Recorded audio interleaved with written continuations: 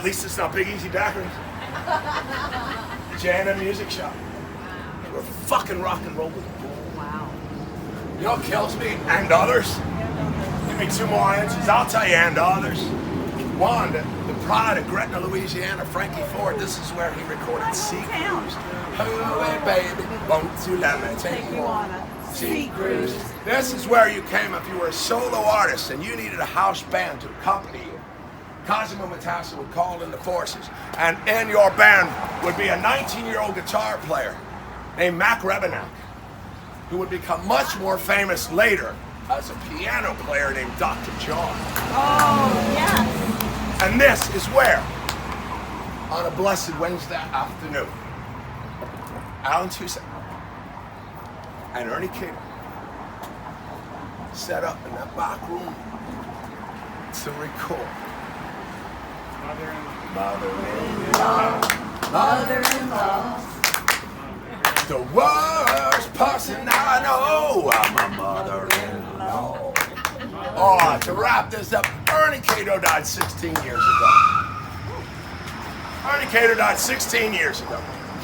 Upon the occasion of his death, he was accorded and afforded an honor never before, nor since, has been accorded to afforded to anyone other than a head of state or the military.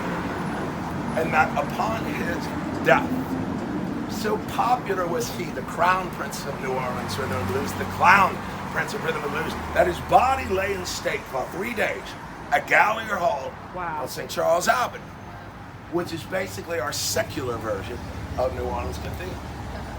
It's where the King of Carnival and the Mayor toast each other every Fat Tuesday morning, and where governors, mayors, and generals have laid in state over the decades and centuries. And Ernie Cato. This is a really famous writer who's giving tours these days. We're going to give the tours for you. Chris Rose, everybody. He's a legend. You guys are late. You were supposed to be here 5 minutes ago. We're almost around the corner.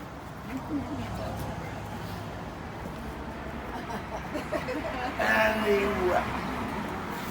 So his body lay in state for 3 days at Gallagher Hall, where only generals, governors, and mayors had ever lain. And on the 3rd day, they took his casket and they loaded it into a glass. Hearse, horse-drawn, 6 white horses pulled his casket down right here, Rampart Street, followed by what stands to this day as the largest jazz funeral in this city's history. 10,000 people comprised Ernie Cato's funeral cortege. So beloved was this man. They went down Rampart, and they turned left, and they went up to St. Louis Cemetery number 2. Not St. Louis number 1, not the one with Marie Laveau and that weird Nicolas Cage fucking thing in there. But where the working people are buried, back at St. Louis number 2. And the crowd poured into that cemetery till it was filled to capacity. And outside the walls, it was 3 deep. And they took Ernie Cato's casket back to his family too. Y'all have seen him, the granite and marble, one of the most iconic images of this city his family had for years, the Cador tomb. His real name was Ernest Cador, K-A-D-O-R, but he performed under Ernie Cato. And on that afternoon, they opened up that tomb and they took his casket, put it in, and they closed and sealed the remains of Ernie Cato, the legend. His remains for all of eternity, for all time, next to those of his mother-in-law. Oh, yeah.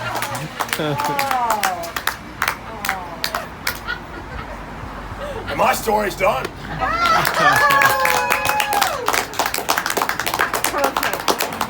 Hey, you can look it up. I was there.